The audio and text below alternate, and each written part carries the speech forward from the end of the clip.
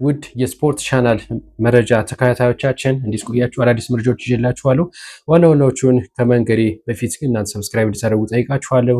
አሁን የምነግራችሁ በዋናነት ስለ ዓለም ዋንጫ ነው የሚሆነው። እንደዚሁ እንግዲህ ሴኔጋል ተሸንፋለች።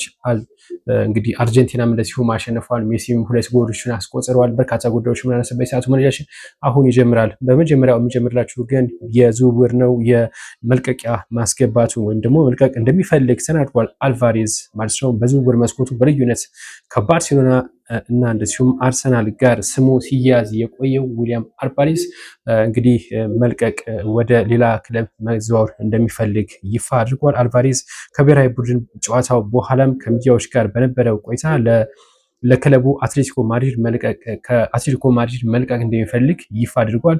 ማን ነው የሚወስደው የሚለውም ተጠባቂ ነው የሆነው ማለት ነው።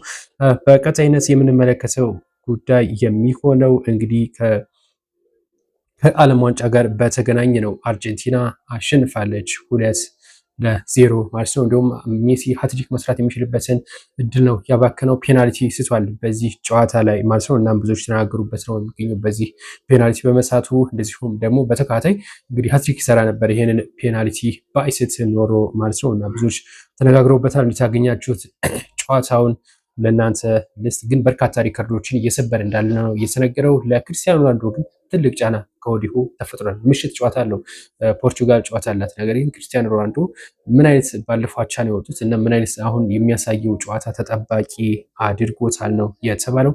እንደዚሁም በቀጣይነት የምንመለከተው አልጄሪያ ከዮርዳኖስ ያደረጉትን ጨዋታ ነው። በዚህም አልጄሪያ አሸንፋለች። ሰሜን አፍሪካዊቱ ሀገር የመጀመሪያ 3 ነጥብ በማግኘት በቀጣይ የምታደርገውን የጉዟን አመቻችታለች ተባለው። ዮርዳኖስ ደግሞ በተቃራኒው ከዓለም ዋንጫ መሰናበቷን አረጋግጣለች ምሽት ላይ በነበረው ጨዋታ ማለት ነው። ይህ ውጤት አልጄሪያ ወደ ጥሎ ማለፉ መሸጋገር እድል እንድታሰፋ ሲያስችላት፣ ዮርዳኖስ ደግሞ ከክለቡ ወይም ደግሞ ከዓለም ዋንጫ እንድትሰናበት ሆናለች ነው የተባለው። በቀጣይነት የምንመለከተው ሴኔጋልን ነው። ሴኔጋል በኖርዌይ 3-2 ተሸንፋለች። ከዓለም ዋንጫ ውጪ ለመሆን ተቃርባለች ነው የተባለው። ሩቅ የታሰበው ቡድን ወደ ጥሎ ማለፍ ለመድረስ ኢራቅ ላይ ብዙ ግቦችን አስቆጥሮ ለጥሩ ሶስተኝነት ተአምር ማለፍ ያስፈልጋታል ማለት ነው። እንግዲህ ኢራቅ ጋር ጨዋታ አላት ሴኔጋል። ያንን በሰፊ የግብ ልዩነት ካሸነፈች ምናልባትም ሊሳካላት ይችላል የተባለው። ሴኔጋል እንግዲህ በኖርዌይ 3-2 መሸነፏን የተነገረው። የሴኔጋል ብሔራዊ ቡድን